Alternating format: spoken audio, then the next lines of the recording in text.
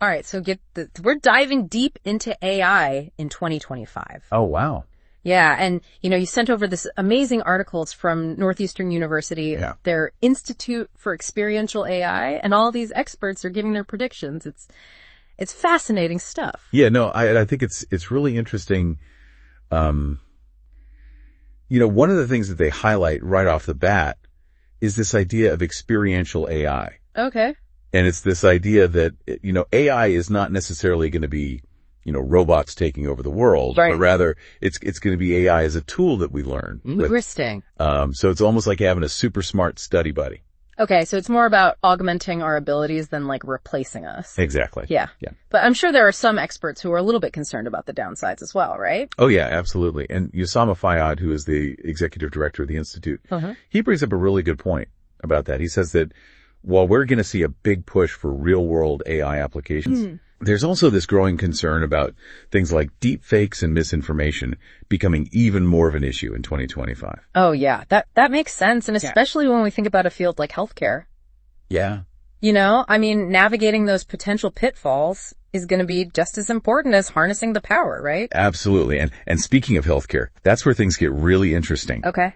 Carmen Seppa, who's the dean of Northeastern's Bouvet College of Health Sciences. Wow. She predicts that AI is going to be analyzing tons of patient data to help with both prevention and treatment.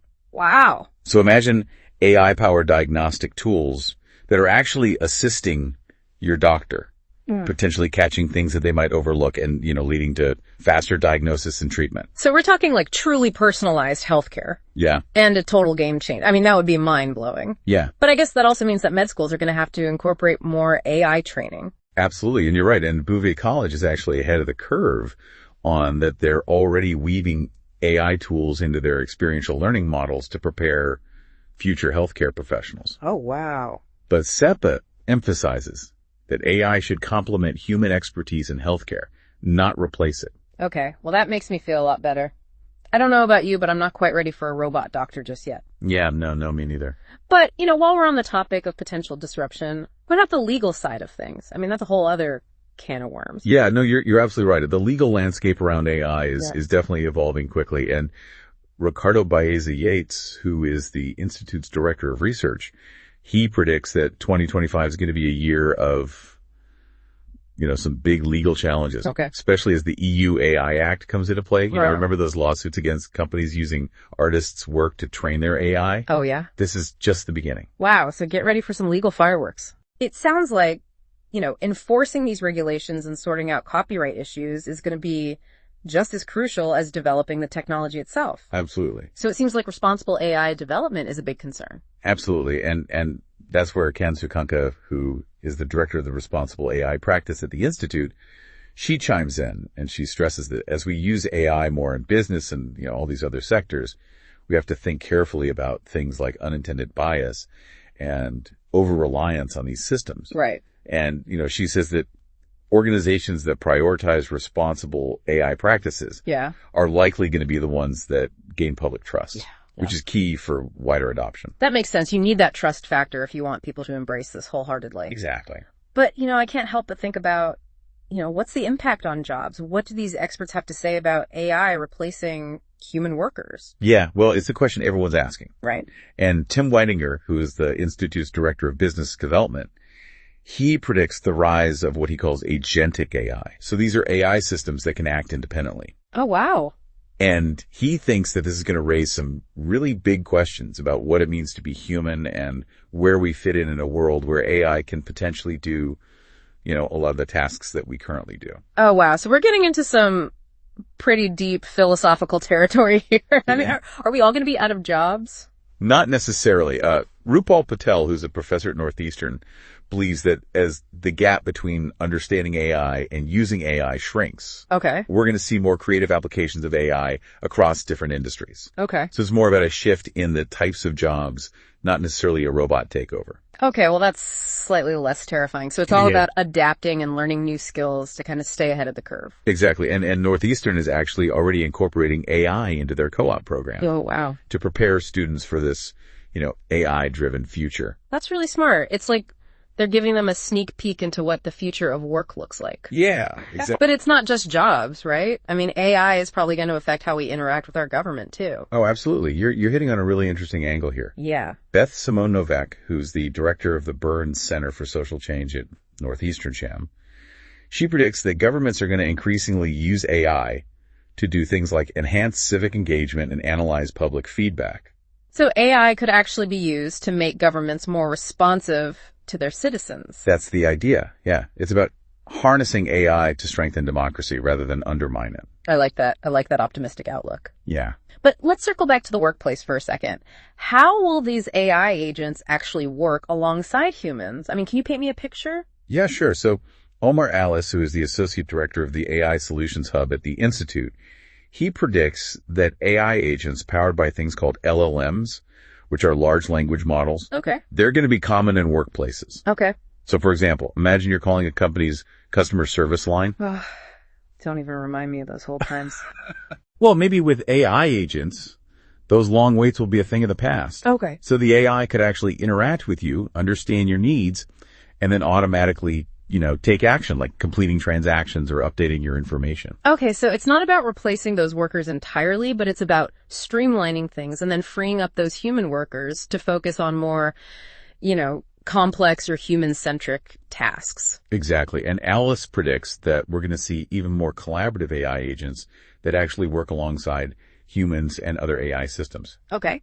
So imagine having an AI assistant helping you manage projects or make decisions in real time. It's like having a superpowered coworker. Yeah. But, with all this AI integration, I wonder, how do we ensure that it's used ethically? Yeah, that's a crucial point. And Christy Chung, who's the executive director of the Mills Institute, she brings up the importance of having a human-centered approach to AI development. Okay. So as AI becomes more integrated into our lives, it needs to focus on human needs and values. Right. So building AI that's not just smart, but also good, which makes a lot of sense. But how do we make sure that happens, especially with, speed at which AI is developing? Well, Eugene Tunick, who's the director of AI plus health at the Institute, he predicts that there's going to be a potential loosening of AI regulations under the new administration. Okay. And while that might speed up innovation, it also raises concerns about, deploying technologies without proper vetting or safeguards. It's a tough balance to strike, isn't it? It is. Because you want to promote innovation, but you also want to protect people Absolutely. from potential harm. Yeah, and Tunick thinks that healthcare providers are going to become key gatekeepers in ensuring patient safety as new AI technologies hit the market. I bet. And this also emphasizes the need for them to have strong AI literacy. Yeah, it's fascinating how all these factors kind of play into it. The regulation, the ethics, the education, it's all very much intertwined. It is. But it's not all big picture issues, right? I mean, what about the practical limitations of AI development? Right. Well, that's where Sam Scarpino, the director of AI plus Life Sciences at the Institute, comes in. And he predicts that we might start seeing diminishing returns on new AI releases because of data limitations. Okay. So in other words, we might be reaching the limits of what's possible with current AI training approaches. So the hype might die down a bit as AI kind of bumps up against those data limits. It's a possibility. He also points out the mounting pressure for AI to deliver tangible value. Right, because it can't just be about potential anymore. It has to be about proving that it's worth it. Exactly. And he says that, the companies that figure out how to effectively leverage AI to solve real world problems will thrive. Right. While others might fall behind. Okay, so the stakes are getting higher. They are. I bet, these economics of AR development are especially important in fields like drug discovery. Oh, absolutely. And speaking of which, there are some exciting predictions about AI's role in that arena. Okay. Kenneth Church, who's a senior principal research scientist at the Institute, he's particularly excited about edge computing, which essentially lets AI processing happen locally on devices instead of relying on the cloud. So wouldn't that make AI more accessible? Exactly, especially in places with limited internet access. Right.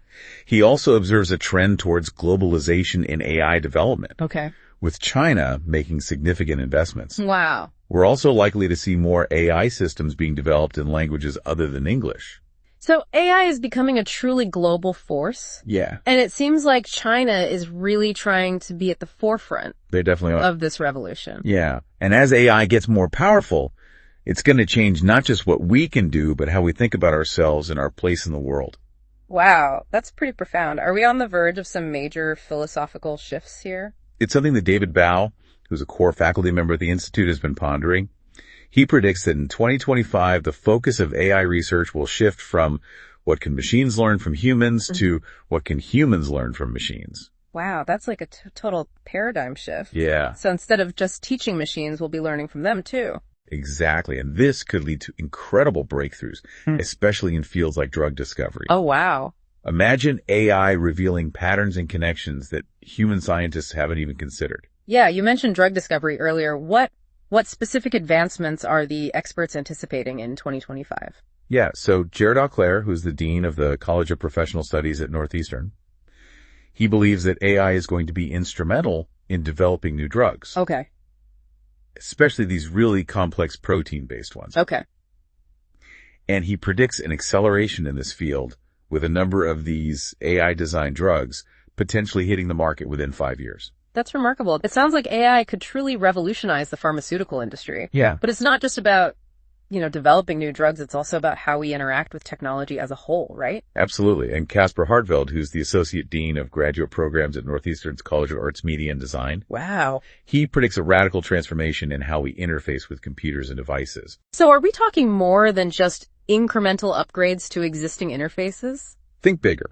Okay. He believes that AI will fundamentally change how we interact with technology, moving us beyond tools like Copilot. Right. Towards interfaces that are truly AI-centric. Okay, so give me an example. What would that look like in real life? So imagine interacting with your computer using natural language gestures, or even your thoughts. Wow. Instead of clicking icons and typing commands, you could simply tell your computer what you want, and it would understand and respond. But that sounds straight out of science fiction. Yeah. But I guess anything is possible with AI advancing so quickly. Right. And Hartveld believes that this kind of transformation is closer than we think. Wow. It's not just about making technology easier to use, but creating a more intuitive and natural way to interact with the digital world. That's exciting. But, as AI gets more integrated into our lives, what about education? How do we prepare the next generation for a world where AI is everywhere? Yeah, that's a key question. And Joe Doran, who's the Associate Director of Education Programs at the Institute, okay, he predicts significant progress in AI-generated educational courses in 2025. Hold on. Does that mean robots are going to be teaching our kids? Not exactly. Yeah. So AI-generated courses will use AI to personalize learning experiences, adapt to individual learning styles, and create multimodal content that includes text videos, animations, and simulations. Okay. So imagine a world where instead of everyone learning the same thing at the same pace, education is tailored to each student's needs and interests. That would be incredible, but there have to be some challenges too, right? Oh, you're right. He cautions that there are challenges to address, including quality control bias, inclusivity, and intellectual property issues. Yeah, so as with any powerful technology, careful consideration and ethical oversight are going to be key. Absolutely. It's a lot to think about, but before we get ahead of ourselves, let's take a step back. What other key advancements in AI research can we expect to see in 2025? Well, Ramkumar Hariharan, who's a senior scientist at the Institute, he predicts that we'll see more useful foundation models in the field of life sciences, even if we don't see any major leaps forward in AI's overall capabilities. Can you break down what foundation models are for those of us who aren't, AI experts? Yeah, so think of them like a Swiss Army knife of AI. Okay. They're these large AI models that are trained on massive amounts of data, and then they can be adapted to all sorts of different tasks. Okay. So in life sciences, these foundation models could accelerate drug discovery, develop new diagnostic tools, or even personalized treatment plans. Wow, that's powerful stuff. And it sounds like the Institute for Experiential AI is really at the forefront of all this research. They definitely are. And Maria Giovanna Travato, who focuses on global strategy and business development in healthcare and life science at the Institute, she highlights their commitment to advancing AI in health and life sciences. And they're particularly focused on areas like personalized medicine, the hospital-at-home model, and educational initiatives. It's encouraging to see so much focus on using AI to improve healthcare and address some of the biggest challenges facing humanity. It is. And it's not just about developing the technology. Right. It's about ensuring that it's accessible and beneficial to everyone.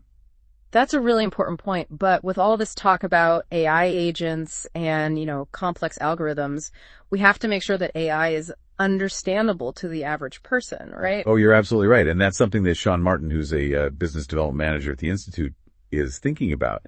He predicts that we'll hear the word agent used more often to describe AI tools. Okay. Because it's a term that's more accessible and understandable to the public. So it's about making AI less intimidating and more relatable. Exactly. It's about shifting the perception of AI from something, abstract and technical to something that's practical and helpful in our everyday lives. Yeah, that makes sense. Before we wrap up this first part of our deep dive, are there any other final predictions from the experts at the Institute? Yeah. So Rismi Ramachandran Pillai, who's a postdoctoral research associate at the Institute, she predicts that systems integrating multimodal heterogeneous data will show more promise in high-stakes scenarios. Okay. With a focus on responsibility and social good. So it's about bringing together different kinds of data, like text and images and sensor readings, to create a more complete understanding of these complex problems. That's right. And it's about ensuring that AI is used to tackle the most pressing challenges facing humanity, not just for profit or narrow interests. That's a powerful message to end on. It really kind of lays the groundwork for our discussion in the next part, where we'll dive deeper into the societal implications of AI in 2025. Yeah, I'm looking forward to that. Me too. This is going to be good. All right. All right. As we kind of move into this whole idea of the societal impact of AI, I think it becomes clear that the future isn't just about, these technological advancements. It's really about how we integrate AI into our lives in a way that's both ethical and ultimately beneficial to humanity. You've hit the nail on the head there. We're talking about building a smarter future for ourselves, not just building smarter machines. And as we kind of delve deeper into this, I think it's important to remember that AI isn't, some distant concept. It's already shaping our lives in ways that we may not even realize. Absolutely. It's very much present day reality. Right. And as that integration continues to grow, I think it's crucial to engage in these open discussions about its implications, especially when it comes to a field like healthcare. Yeah. Speaking of healthcare, you mentioned earlier some potential benefits of AI, like faster diagnosis and, more personalized treatment plans. But I'm curious about the potential risks too. Yeah. What are some of the concerns that experts are raising? Well, one of the most significant concerns is the potential for bias in AI systems. Okay. Remember, AI algorithms are trained on data. Right. And if that data is biased, the AI system will inherit that bias, potentially leading to disparities in healthcare access and outcomes for different groups of people. So, for instance, if an AI system is primarily trained on data from one demographic, it might not be as accurate or effective for people from other backgrounds. Exactly. And this is a real concern because healthcare disparities are already a huge issue. Right. And the way that AI is developed and used could either worsen these disparities or help to minimize them. So it sounds like having diverse teams working on AI development is absolutely crucial to making sure that these systems are fair and equitable for everyone. Absolutely. We need diversity, not just in terms of, demographics, but also in terms of thought expertise and experience. Yay. Having different perspectives involved in that development process is critical to creating AI systems that work well for everyone. Yeah. Another ethical consideration in healthcare, especially as, AI systems are handling vast amounts of patient data, is the issue of privacy and data security. Absolutely. Yeah. Protecting patient privacy and the security of sensitive medical information is paramount. Right. There need to be clear guidelines and regulations in place about how this data is used, and patients need to be fully informed about what's happening with their data. That also raises the issue of transparency. I feel like if AI is playing a role in healthcare decisions, we need to understand how those decisions are being made. We need to have confidence in the systems and the people behind them. Transparency is essential for building trust in AI systems. Right. Patients need to know how AI is being utilized in their care, and they should have a say in how their data is being used. Yeah. There also needs to be accountability. Okay. If an error occurs, there needs to be a clear process for identifying and addressing the issue. So it's not just about developing the technology, but about creating a system of checks and balances to make sure that it's being used responsibly and ethically. Absolutely. And it's an ongoing conversation as AI technology continues to evolve. We need to keep reevaluating our assumptions and approaches to make sure that AI remains a force for good in healthcare. Yeah, that brings us back to this core concept of experiential AI, which emphasizes, keeping humans in the loop. It's not about letting AI make all the decisions, but about utilizing it to augment our abilities. Exactly. Experiential AI is about partnership, not replacement. It's about AI enhancing our capabilities, helping us make more informed decisions. But ultimately, the responsibility for those decisions still lies with us. So it's a collaborative approach working with AI rather than being replaced by it. Exactly. And this approach isn't limited to healthcare, is it? Not at all. Yeah. It applies to all areas of life where AI is making its presence felt. So let's move beyond healthcare for a second and consider the impact of AI on a broader scale, starting with some real-world examples of how AI is being used across various industries. Okay, let's start with the workplace. We already touched on AI agents, transforming customer service roles. But what about other industries? How is AI being used to enhance efficiency, productivity, and decision-making? Well, one industry that's seen a significant impact is manufacturing. AI-powered robots are now doing tasks that humans used to do, things like welding, painting, and assembly. And this increases efficiency and productivity, of course. But it also improves safety for workers. It's interesting how it's not just about AI taking over jobs, but also about creating new roles. Yeah. Because someone needs to design, program, and maintain those robots. Right. Which leads to new opportunities. You got it. And as AI continues to become more sophisticated, we'll see even more new jobs requiring specific skills and knowledge. It really highlights the growing importance of education and training to equip people for this AI-powered future. We talked about manufacturing. What about the world of finance? Oh, finance is being transformed by AI as well. AI algorithms are analyzing financial data, identifying patterns, and even predicting market trends.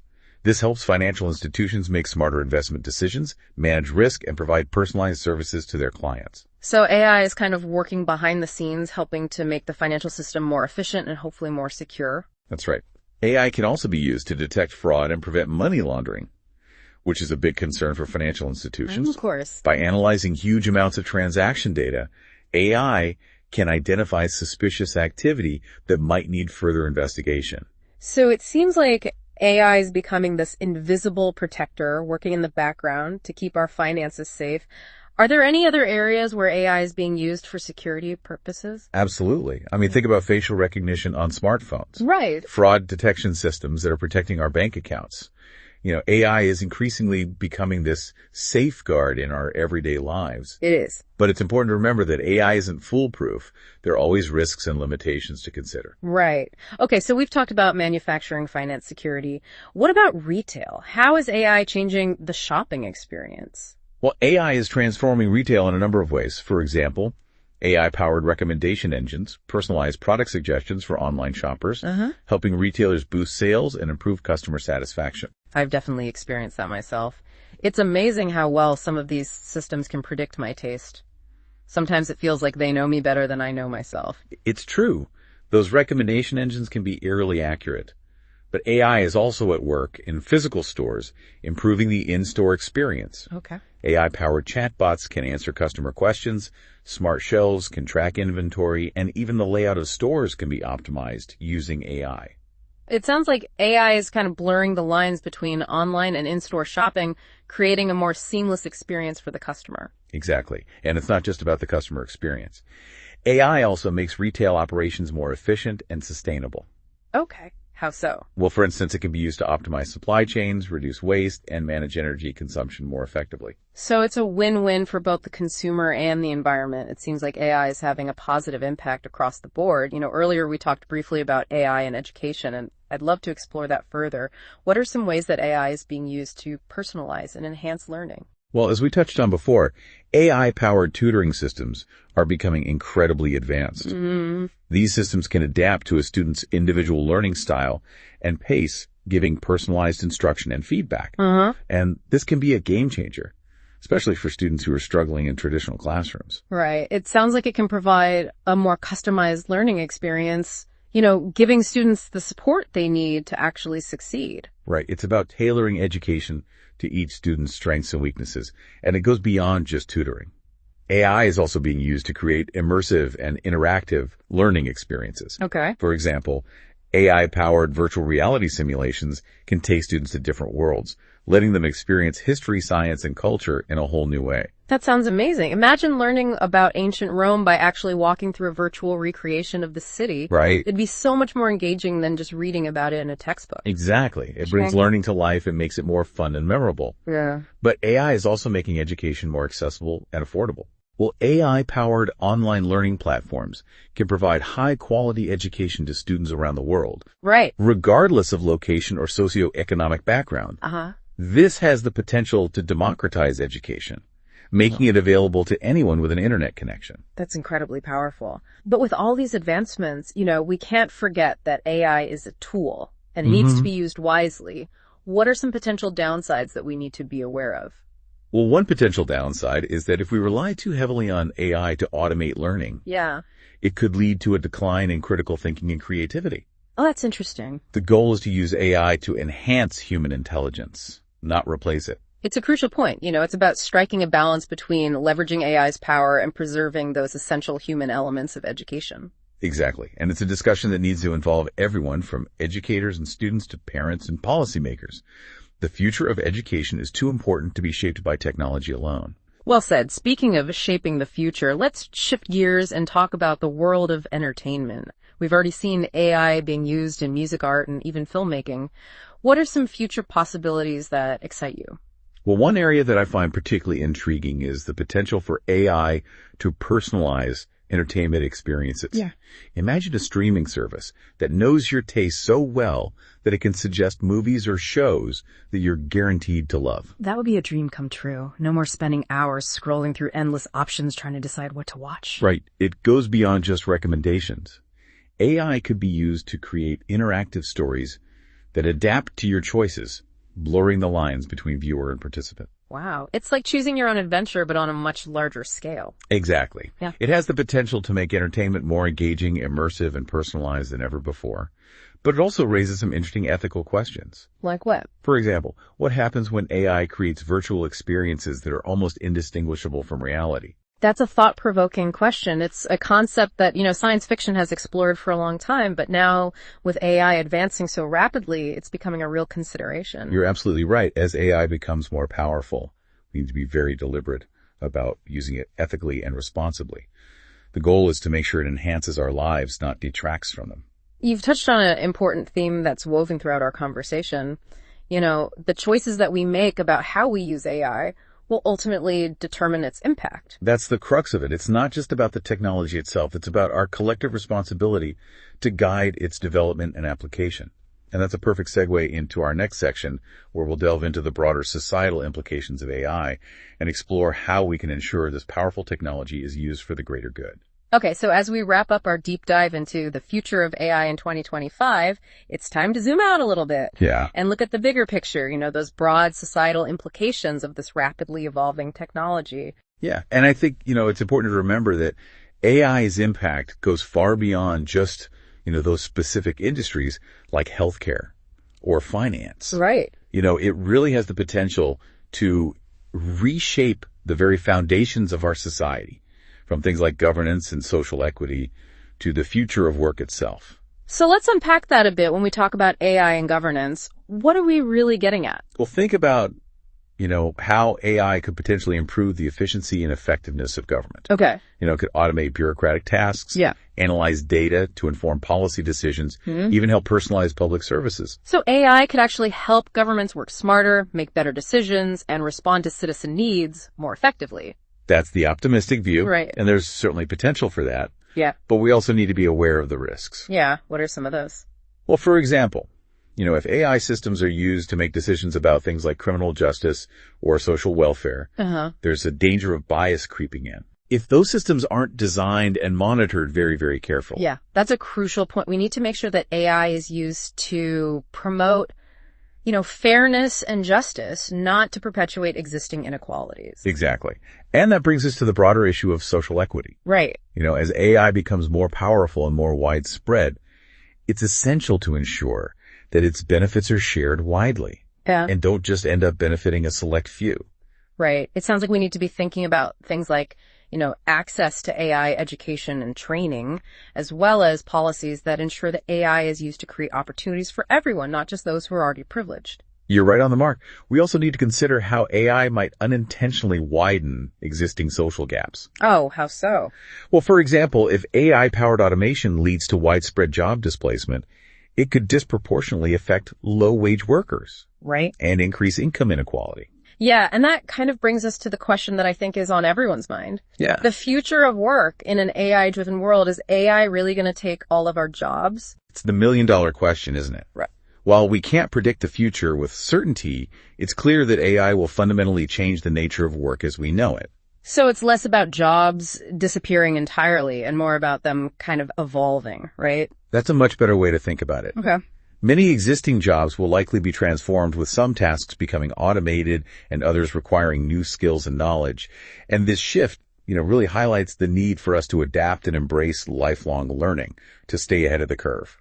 It seems like we're heading towards a new era of human-machine collaboration, where AI kind of enhances our capabilities and helps us do things that we never thought possible. I think that's a great way to frame it. But this collaboration, needs careful consideration. We need to ensure that AI is used to empower humans, not to control or manipulate them. That brings us back to the idea of responsible AI, which we've touched on throughout our conversation. Right. It's about making sure that AI is developed and used ethically. Responsible AI. It's not just a trendy buzzword. It's a core principle that should guide everything we do with this technology. We need to make sure that AI aligns with our values, that it's transparent and accountable. Right. And that it's used to benefit society as a whole. So it all comes down to the choices that we make about how we use this incredibly powerful tool. Precisely. And those choices, should be made thoughtfully and collaboratively, involving experts from different fields and, importantly, the public. Right. The future of AI is not something that should be dictated by a select few. It's something that we need to shape together.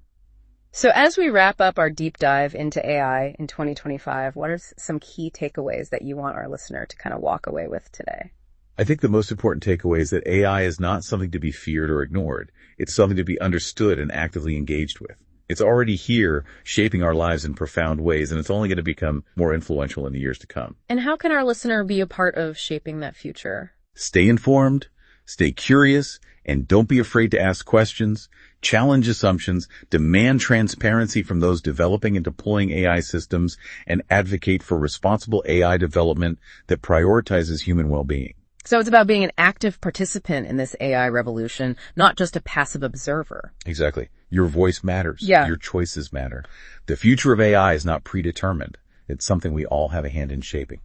And on that empowering note, we'll conclude our exploration of AI in 2025. We've covered a lot of ground, but this is just the beginning of the conversation.